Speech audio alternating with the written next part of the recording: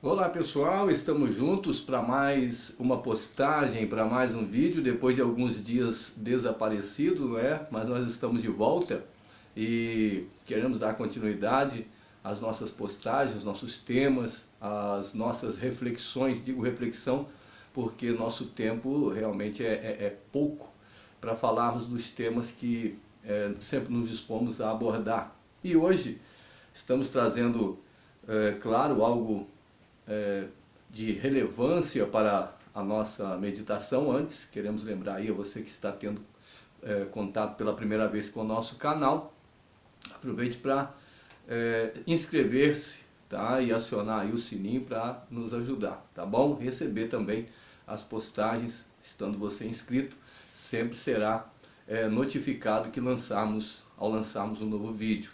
Nós estávamos meditando ao longo dessa semana a respeito do problema do sonho, né? A vida não é um sonho. Existem músicas, existem hinos, existem mensagens musicais transformando a realidade da vida num sonho. E pregadores mal informados levam essa coisa para o lado do sonho, né? Transformando a vida num mero sonho e ouse sonhar, ou então você cujos sonhos já morreram, Deus pode ressuscitar seus sonhos, e não raras vezes acabam torcendo o texto que fala a respeito de José, que teve um sonho profético, tá? Não se pode confundir. José, quando adolescente, teve sonho profético. E alguns transformam isso num sonho do ponto de vista filosófico e querem dizer que foi José que projetou tudo até chegar no trono do Egito. Isso é uma besteira berrante.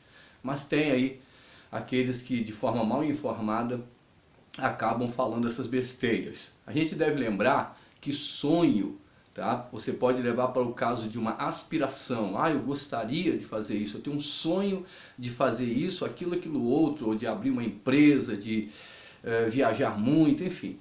É uma aspiração. O sonho também pode ser um projeto, tá? Você falar, isso aqui é o meu sonho, eu estou montando tudo isso aqui, preparando tudo, seja material para uma construção, né? Comprando piso, comprando telha, essas coisas que não vão perecer, né? Como cimento.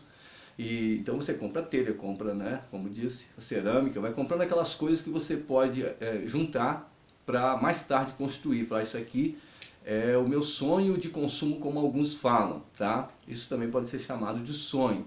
Já falei anteriormente sobre a questão do sonho profético, e o sonho profético, ele automaticamente vai se cumprir porque é algo da parte de Deus. E os sonhos, os outros sonhos, eles não necessariamente, isso é relativo de dizer que é uma realidade, porque pode não se cumprir. E a gente pode se lembrar também que Jó escreveu dizendo que da multidão dos pensamentos vêm os sonhos, tá? Nem todo sonho que se tem é profético nesse aspecto, tá? Quando a gente está dormindo. Tem gente que tudo que sonha, tem uns que acabam de sonhar, vão jogar no bicho porque dizem que aquilo foi uma inspiração que ele recebeu enquanto dormia. Tá bom. Mas o que queremos dizer a respeito de sonho é que hoje nós estamos vivendo, eu não vou dizer que todos os cristãos estão vivendo isso, mas queremos falar dentro do nosso contexto, pessoas que vivem sonhando. E aí isso nos faz lembrar do capítulo 25 de Mateus, a respeito das virgens prudentes e imprudentes. As prudentes, que eram 5, dormiam entre as imprudentes. Estavam dormindo, quer dizer, e ali claro que é alusivo à igreja do Senhor, e as prudentes estavam dormindo no meio das imprudentes. E nós estamos realmente vivendo numa situação em que os crentes, sejam eles pregadores, sejam eles obreiros ou não, de um modo geral, os crentes estão dormindo. Aí você me diz, mas o que te leva a entender que os crentes estão dormindo? Bom, a gente sabe que profeticamente Mateus refere-se à igreja dos nossos dias, que ela vai ser acordada com um grito profético. E o que nos leva a entender que estão dormindo são aquelas pessoas que elas vão para as reuniões, e talvez você esteja testemunhando isso, pessoas que participam de reuniões, vão para lá para ouvir uma palavra maravilhosa, essas pessoas choram, essas pessoas se alegram, essas pessoas voltam contando a maravilha que foi. Mas é interessante observar que elas continuam com a sua vida do mesmo jeito que elas não mudam. Você sabe por que não mudam? Não mudam porque você não se transforma por causa de sonho. Você já sonhou que era rico? Você sonhou que você estava numa ilha paradisíaca? Você já sonhou que você estava viajando, estava lá na Europa, numa cidade, um país da Europa, ou numa cidade lá passeando e, sabe, provando perfumes ou as comidas, as delícias de lá? Você já sonhou assim? E você levanta, sabe, assim, maravilhado, torcendo, aliás, até para não acordar. Mas quando você acorda, você vem para a realidade. Hoje a gente enfrenta esse problema em muitos ditos lugares cristãos. Pessoas participam de reuniões, choram, se alegram, elas ficam ali maravilhadas e quando vão para casa elas caem numa realidade dura, ou seja, elas acordam e vão viver sua vida paupérrima, medíocre, sofrida, e o Evangelho não faz efeito na vida delas. Isso leva pessoas que não conhecem o Evangelho a entenderem que isso é Evangelho, e na verdade não é. Na realidade, temos pessoas dormindo. É vergonhoso quando um camarada diz, uma pessoa diz, né, que vai a uma reunião e que lá teve um pregador muito profundo e a pessoa está vivendo uma vida rasa, uma vida sem paz, uma vida que não confia em Deus, uma vida que não toma decisões pautadas na Bíblia Sagrada, e então o Evangelho é só um sonho, né, em que assim como nós temos que dormir e não escolhemos sonhar e não escolhemos o sonho, a mesma coisa, a pessoa vai à igreja para sonhar. Sonha, né? Que maravilha, tudo aquilo ali é maravilhoso, mas é um sonho. Se eu entender que um ateu, né, um filósofo ateu, dizer que nós precisamos de sonhos para viver, né, nessa vida tão sofrida, é tão bom sonhar e imaginar. Eu até vou entender essa ideia utópica, fantasiosa, eu vou entender. Mas no meio do cristianismo, pessoas que se dizem conhecedoras de Deus e que vivem com Ele, não deveriam viver sonhando. Elas deveriam estar acordadas ou, como disse Pedro, sóbrias, né? Ele diz que nós devemos ser sóbrios, vigilantes, atentos às coisas à nossa volta. A vida não é ruim de se viver. Você vê que a nossa descrição aqui é vida em abundância. Viver é glorioso. Nem os insetos querem morrer, eles querem viver. Então viver é maravilhoso, os animais não querem morrer, a natureza não quer morrer. E quando alguém se mata é porque houve um outro agravante sobre isso para poder desprezar a vida. Agora, por que pessoas querem sonhar? Porque a vida para elas, mesmo no meio do Evangelho, é sofrida. E por quê? Porque estão dormindo. Se acordasse, isso não iria acontecer. Então, quem está dormindo é passivo de quê? De pesadelo. Então, quantas pessoas estão dizendo que estão no cristianismo, mas a sua vida mesmo, na realidade, é um pesadelo. Entendeu? Perdas dentro do lar, casais que mesmo conhecendo o Evangelho vivem a trancos e barrancos, um dorme no quarto, né, e o outro dorme lá na sala, mas quando sai na porta e vão para a igreja de mãozinhas dadas e todo mundo olha e diz que casal exemplar, e a gente sabe que aquilo é fantasia. Lá, né, meu amor para lá, meu amor para cá, porque ali é sonho, mas realidade mesmo é um pesadelo. Os filhos envolvidos nas drogas, não é? Traições no seio familiar, e a gente vê essa situação se agravando exatamente pelo fato dos crentes não quererem ver acordados. Sem contar a hipocrisia, o fingimento, a mentira, essas coisas. E talvez você pense que nós sejamos pessimistas, mas nós estamos falando sobre a necessidade de vivermos. Tá? Um outro fator é o problema do sonambulismo. Pessoas sonâmbulas, elas fazem um monte de coisas inconscientes. É como essas pessoas que não vivem de verdade, não vivem vida cristã satisfatória, não têm vida com Deus, os vizinhos que o digam sobre o mau testemunho que dão, e elas quando sobem, quando assumem o púlpito, quando assumem uma responsabilidade para ensinar na escola bíblica dominical ou para pregar, falam que é uma maravilha, né? E tudo que falam é verdade. Você deve confiar em Deus, você deve ser submisso ao Espírito de Deus, você deve ler a palavra, você deve se dedicar, você deve ser sincero, você deve ser santo, é tanta coisa linda. Mas quando você pergunta no dia a dia, quando você o vê contrariando tudo o que pregou e você faz uma pergunta, essa pessoa olha para você com um olhar tipo, do que você está falando? Porque ela é sonâmbula. Quem está dormindo é sonâmbulo. Fala de santidade, mas tem vício de internet. Fala de santidade, fala de viver com Deus, mas tem vício de jogo. Mas é cristão. Não é? Vício de pornografia. Como já abordamos em outros vídeos. Fala contra a fofoca em cima do púlpito, mas não pode encontrar um colega que malha, que açoita os outros com a sua língua. Fala mal, odeia, deseja o mal para o seu próximo, mas lá no púlpito prega sobre a questão do amor, a necessidade de amar o próximo. Sabe? É vergonhoso, porque essa pessoa não vive nem no Evangelho e nem fora. Agora imagine você que não conhece o Evangelho, escuta uma baboseira dessa, você vê o cabra fazendo isso lá, depois você vê ele na rua, você vê a vida que ele leva e você fica assim, como é que pode? Na hora da adversidade, tem aquela capacidade de aparecer no altar e exortar as pessoas a vencerem a tribulação, a vencerem os problemas, mas quando chega em casa, e aqueles que espancam a esposa? E a esposa que pula na garganta do marido? E a pessoa que fala contra o vício, né, em cima do púlpito, mas depois quando você vê ela lá agarrada no vício, em algum outro tipo de vício químico no caso, e você vai falar, ela olha para você com um ar tipo, do que você está falando? É porque são sonâmbulas, tá? É muito bonito o discurso, mas é tempo de viver uma vida de verdade, vida abundante. Não estamos falando de defeito, porque todos possuímos defeitos.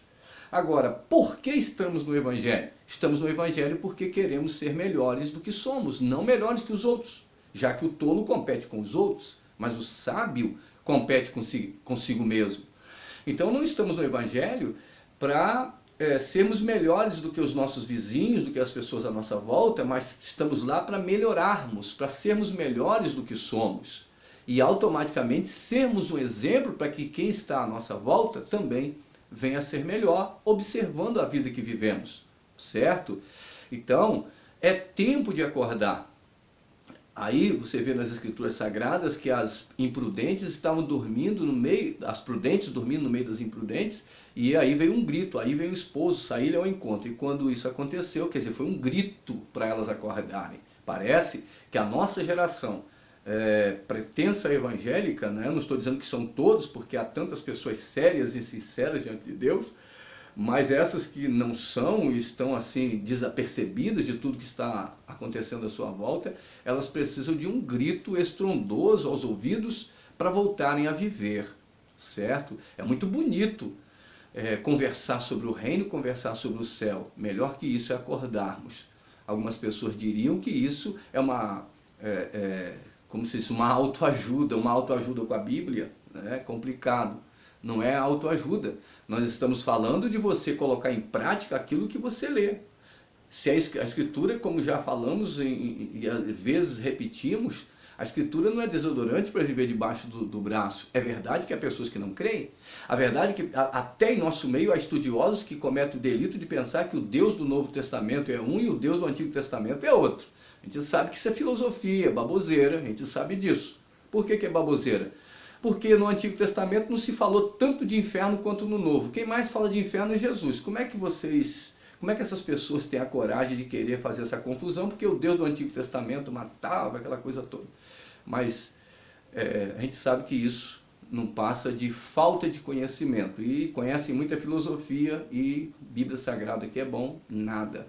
Agora, os que não conhecem, eu dou aqui a minha escusa, falando, tudo bem, eu entendo. Agora, quem diz que conhece o Evangelho, vai para o Evangelho, quer ensinar, quer pregar, quer fazer bonito, é bacharel, né? Se formou, ou tem lá um anel de grau, fala bonito, né? Aquela coisa, é um artista. Mas na prática mesmo, no dia a dia, tem medo de demônio. Outros acreditam que demônio não existe, né? Ele só não tem apoio bíblico, tem apoio de falsos mestres. Porque ultimamente já está assim, né? Quem está dormindo vai sonhando tudo, né? Demônio agora já não existe. Eu até brinco às vezes que digo que lá no inferno agora tem ar-condicionado e que os demônios todos se converteram, então esse negócio de inferno não existe. Bom, no nosso meio tem Esses palhaços falando isso. Agora imagine, se você acha que eu estou ofendendo, eu só estou reconhecendo-os. Isso não é ofensa, é apenas reconhecendo que são palhaços. Para que vão para o púlpito falar uma besteira dessa, né? E a gente vê que essa pessoa conhece tudo menos Deus. Porque conhecer Bíblia não quer dizer que conhece Deus. Ter conhecimento teológico não quer dizer que conhece Deus e que vive com Deus. Mas tudo isso é sonho. Tudo isso é fantasia. E vira e mexe, as pessoas fazem afirmações baseadas em simplesmente sonhos de outros. Saem contando sonhos. E verdadeiramente, falávamos essa semana no catequismo, que a Escritura Sagrada, ela não só não é de particular interpretação, mas como também, isso na sua origem, como também qualquer pessoa que a lê não pode dar a sua definição para ela por sua própria conta. Não pode dizer, o Evangelho segundo o que eu acho. Você pode até falar isso, mas não quer dizer que é a verdade bíblica. Verdade bíblica é aquilo que está de acordo com o seu contexto. Então, está aí a nossa palavra de reflexão. Acorde se a sua vida é rasa. Você consegue observar todo mundo mergulhando fundo, né? Mas você está na superfície com as costas queimando no sol. Não é tempo de acordar? Não é tempo de mergulhar? Não é tempo de encarar a realidade e perceber que a vida é feita de desafios? Por isso que quando você era criança, brincava de lutinha.